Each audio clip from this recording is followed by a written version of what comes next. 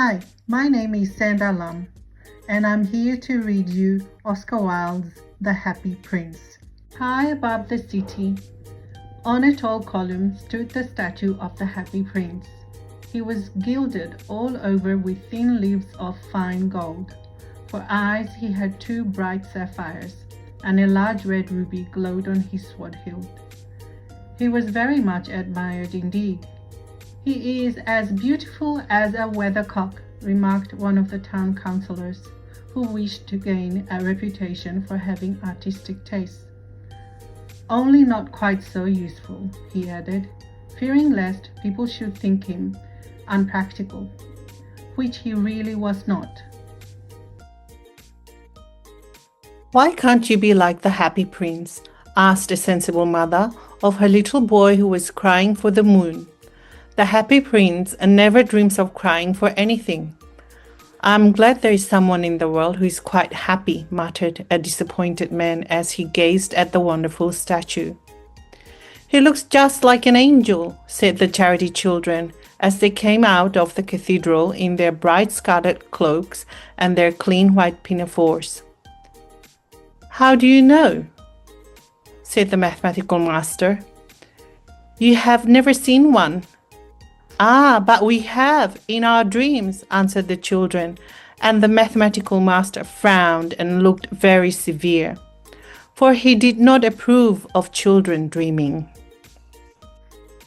One night there flew over the city a little swallow. His friends had gone away to Egypt 6 weeks before, but he had stayed behind, for he was in love with the most beautiful reed. He had met her early in the spring as he was flying down the river after a big yellow moth, and had been so attracted by her slender waist that he had stopped to talk to her. "Shall I love you?" said the swallow, who liked to come to the point at once, and the reed made him a low bow. So he flew round and round her, touching the water with his wings and making silver ripples. This was his courtship, and it lasted all through the summer.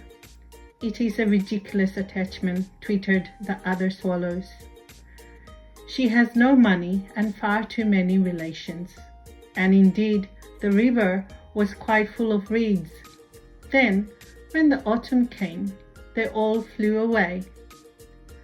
After they'd gone, he felt lonely and began to tire of his lady love. "She has no conversation," he said, "and I'm afraid that she is a coquette, for she's always flirting with the wind." And certainly, whenever the wind blew, the reed made the most graceful curtsies. "I admit that she is domestic," he continued, "but I love traveling, and my wife, consequently, should love traveling also. Will you come away with me?" he said finally to her, but the reed shook her head. She was so attached to her home. "You have been trifling with me," he cried.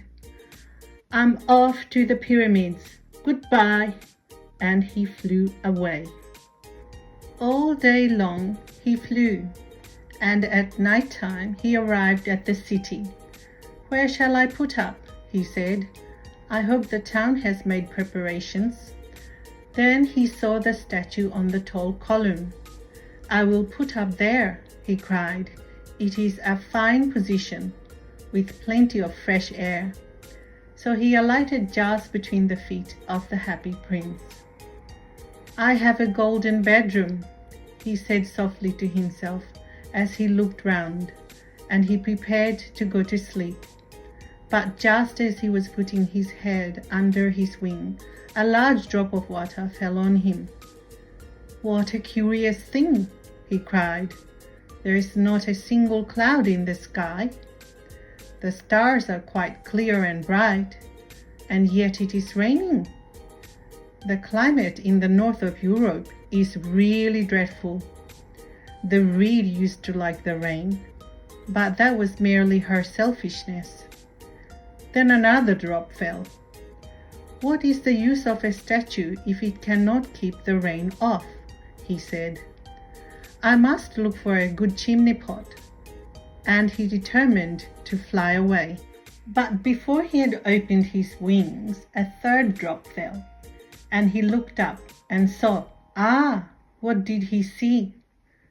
The eyes of the happy prince were filled with tears, and tears were running down his golden cheeks. His face was so beautiful in the moonlight that the little swallow was filled with pity. "Who are you?" he said. "I'm the happy prince." "Why are you weeping then?" asked the swallow.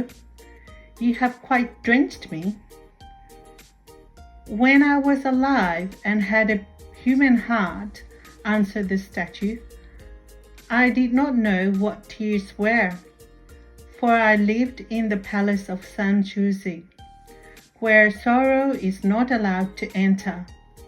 In the daytime I played with my companions in the garden, and in the evening I led the dance in the great hall. Round the garden ran a very lofty wall, but I never cared to ask what lay beyond it. Everything about me was so beautiful. My courtiers called me the happy prince, and happy indeed I was, if pleasure be happiness. So I lived, and so I died, and now that I'm dead, they have set me up here so high that I can see all the ugliness and all the misery of my city. And though my heart is made of lead, yet I cannot choose but weep." "What, is he not solid gold?" said the swallow to himself. He was too polite to make any personal remarks out loud. "Far away," continued the statue in a low musical voice, "far away in a little street there is a poor house. One of the windows is open, and through it I can see a woman seated at a table. Her face is thin and worn, and she has coarse red hands, all pricked by the needle, for she is a seamstress. She is embroidering passion flowers on a satin gown for the loveliest of the Queen's maids of honor to wear at the next court ball. In a bed in the corner of the room, her little boy is lying ill. He has a fever and is asking for oranges. His mother has nothing to give him but river water, so he is crying, 'Swallow, swallow, little swallow, will you not bring her the ruby out of my sword hilt? My feet are fastened to this pedestal, and I cannot move.' 'I'm waited for in Egypt,' said the swallow. 'My friends are flying up and down the Nile and talking to the large lotus flowers. Soon they will go to sleep in the tomb of the great king. The king is there himself in his painted coffin. He is wrapped in yellow linen and emblemed with spices. Round his neck is a chain of pale green jade, and his hands are like withered leaves.' 'Swallow, swallow, little swallow,' said the prince, 'will you not stay with me for one night and be my messenger? The boy is so thirsty, and the mother so sad.' 'I don't think I like boys,' answered the swallow. 'Last summer, when I was staying on the river, there were 2 rude boys, the miller's sons, who were always throwing stones at me. They never hit me, of course. We swallows fly far too well for that, and besides, I come of a family famous for its agility. But still, it was a mark of disrespect.' But the happy prince looked so sad that the little swallow was sorry. 'It is very cold here,' he said, 'but I will stay with you for one night and be your messenger.' 'Thank you, little swallow,' said the prince. So the swallow picked out the great ruby from the prince's sword and flew away with it in his beak over the roofs of the town. He passed by the cathedral tower, where the white marble angels were sculptured. He passed by the palace and heard the sound of dancing. A beautiful girl came out on the balcony with her lover. "How wonderful the stars are," he said to her, "and how wonderful is the power of love." "I hope my dress will be ready in time for the state ball," she answered. "I've ordered passion flowers to be embroidered on it. But the seamstresses are so lazy." He passed over the river and saw the lanterns hanging to the masts of the ships. He passed over the ghetto and saw the old Jews bargaining with each other and weighing out money in copper scales. At last he came to the poorhouse and looked in. The boy was tossing feverishly on his bed, and the mother had fallen asleep. She was so tired. In he hopped and laid the great ruby on the table beside the mother's thimble. Then he flew gently round the bed, fanning the boy's forehead with his wings. "How cool I feel," said the boy. "I must be getting better." And he sank into a delicious slumber. Then the swallow flew back to the happy prince and told him what he had done. "It is curious," he remarked, "but I feel quite warm now, although it is so cold." "That is because you've done a good action," said the prince. And the little swallow began to think, and then he fell asleep. Thinking always made him sleepy. When day broke, he flew down to the river and had a bath. "What a remarkable phenomenon," said the professor of ornithology as he was passing over the bridge. "A swallow in winter." And he wrote a long letter about it to the local newspaper. Everyone quoted it. It was full of so many words that they could not understand. "Tonight I go to Egypt," said the swallow, and he was in high spirits at the prospect. He visited all the public monuments and sat a long time on top of the church steeple. Wherever he went, the sparrows chirruped and said to each other, "What a distinguished stranger!" So he enjoyed himself very much. When the moon rose, he flew back to the happy prince. "Have you any commissions for Egypt?" he cried. "I'm just starting."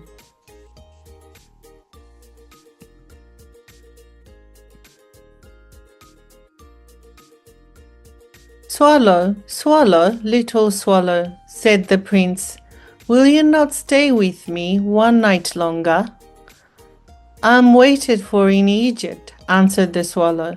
"Tomorrow my friends will fly up to the second cataract. The river horse coaches there among the bulrushes, and on a great granite throne sits the god Memnon. All night long he watches the stars, and when the morning star shines, he utters one cry of joy, and then he is silent. At noon, the yellow lions come down to the water's edge to drink. They have eyes like green beryls, and their roar is louder than the roar of the cataract." "Swallow, swallow, little swallow," said the prince.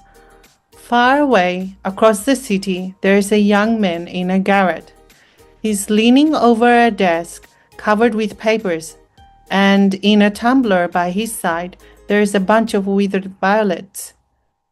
His hair is brown and crisp, and his lips are red as pomegranate, and he has large and dreamy eyes. He's trying to finish a play for the director of the theater, but he's too cold to write anymore. There's no fire in the grate, and hunger has made him faint."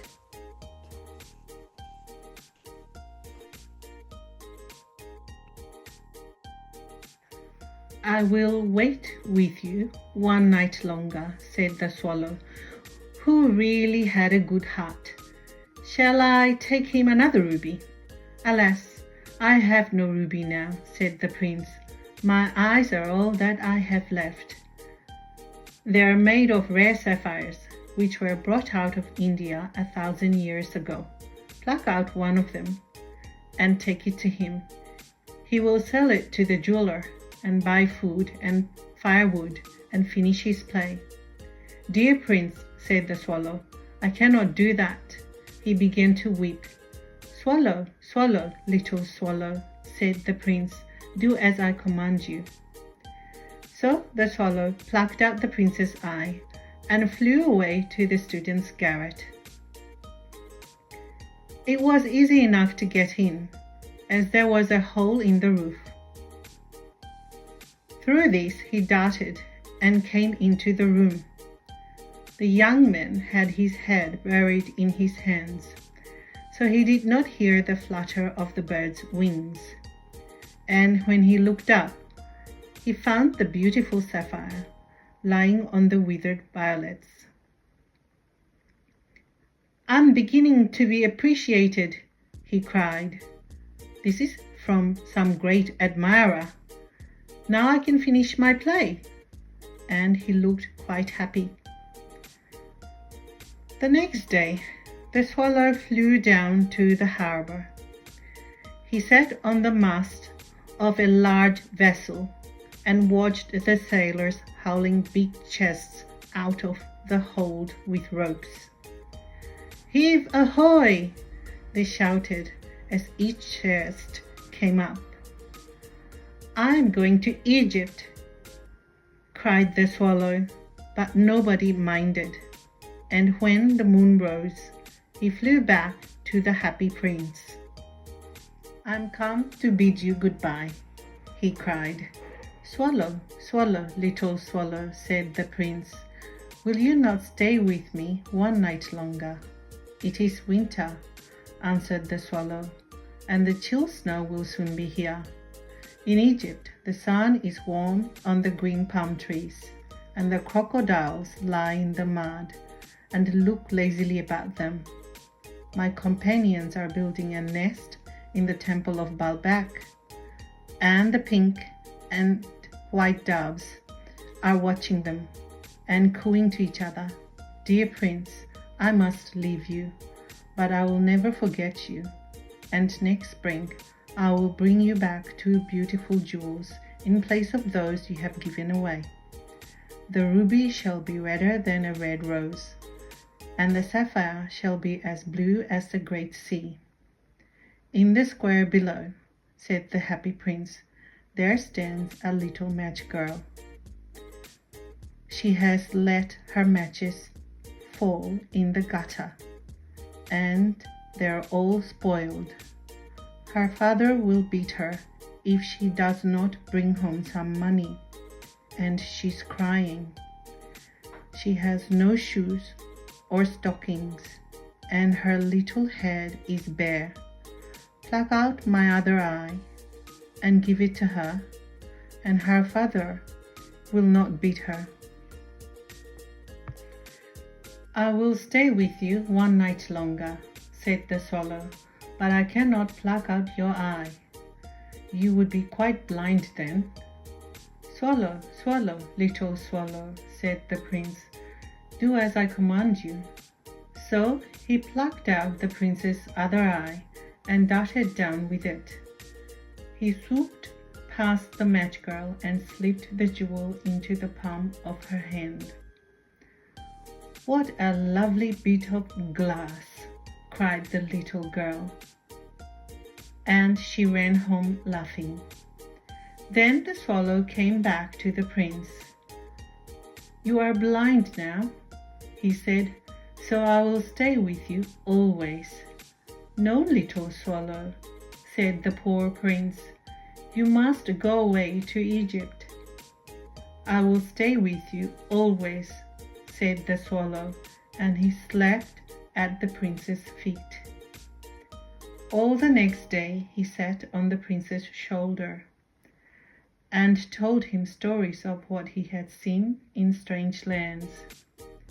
He told him of the red ibises, who stand in long rows on the banks of the Nile and catch goldfish in their beaks, of the Sphinx, who is as old as the world itself and lives in the desert and knows everything, of the merchants who walk slowly by the side of their camels and carry amber beads in their hands, of the king of the mountains of the moon, who is as black as ebony and worships a large crystal, of the great green snake that sleeps in a palm tree and has 20 priests to feed it with honey cakes, and of the pygmies who sail over a big lake on large flat leaves and are always at war with the butterflies. "Dear little swallow," said the prince, "you tell me of marvelous things, but more marvelous than anything is the suffering of men and of women. There is no mystery so great as misery. Fly over my city, little swallow, and tell me what you see there." So the swallow flew over the great city and saw the rich making merry in their beautiful houses, while the beggars were sitting at the gates. He flew into dark lanes and saw the white faces of starving children looking out listlessly at the black streets. Under the archway of a bridge, two little boys were lying in one another's arms to try and keep themselves warm. "How hungry we are," they said. "You must not lie here," shouted the watchman, and they wandered out into the rain. Then he flew back and told the prince what he had seen. "I'm covered with fine gold," said the prince. "You must take it off, leaf by leaf, and give it to my poor. The living always think that gold can make them happy." Leaf after leaf of the fine gold the swallow picked up, till the happy prince looked quite dull and grey. Leaf after leaf of the fine gold he brought to the poor, and the children's faces grew rosier, and they laughed and played games in the street. "We have bread now," they cried. Then the snow came, and after the snow came the frost. The streets looked as if they were made of silver. They were so bright and glistening. Long icicles like crystal daggers hung down from the eaves of the houses. Everybody went about in furs, and the little boys wore scarlet caps and skated on the ice. The poor little swallow grew colder and colder, but he would not leave the prince. He loved him too well. He picked up crumbs outside the baker's door when the baker was not looking, and tried to keep himself warm by flapping his wings. But at last he knew that he was going to die. He had just strength to fly up to the prince's shoulder once more. "Goodbye, dear prince," he murmured. "Will you let me kiss your hand?" "I'm glad that you are going to Egypt at last, little swallow," said the prince. "You have stayed too long here, but you must kiss me on the lips, for I love you." "It is not to Egypt that I'm going," said the swallow. "I'm going to the house of death. Death is the brother of sleep, is he not?" And he kissed the happy prince on the lips and fell down dead at his feet. At that moment, a curious crack sounded inside the statue, as if something had broken. The fact is that the leaden heart had snapped right in two. It certainly was a dreadfully hard frost.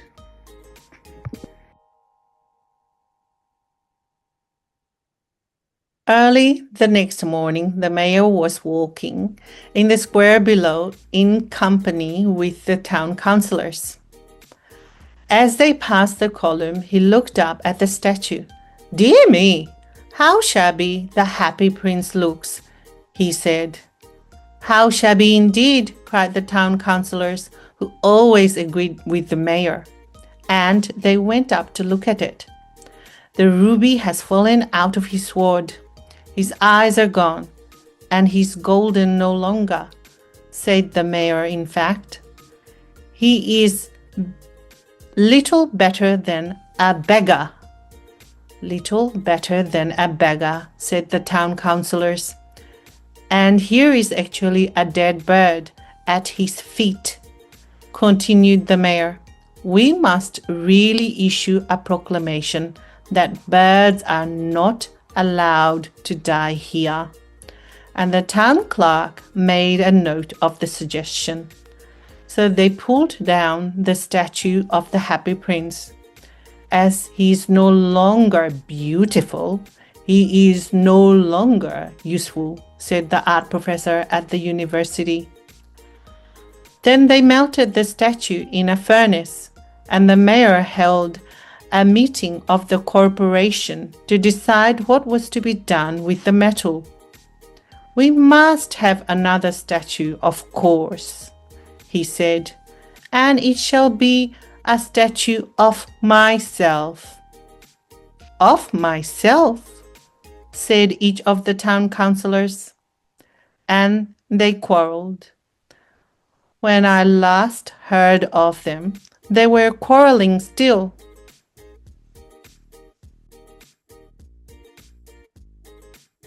"What a strange thing," said the overseer of the workmen at the foundry. "This broken lead heart will not melt in the furnace. We must throw it away."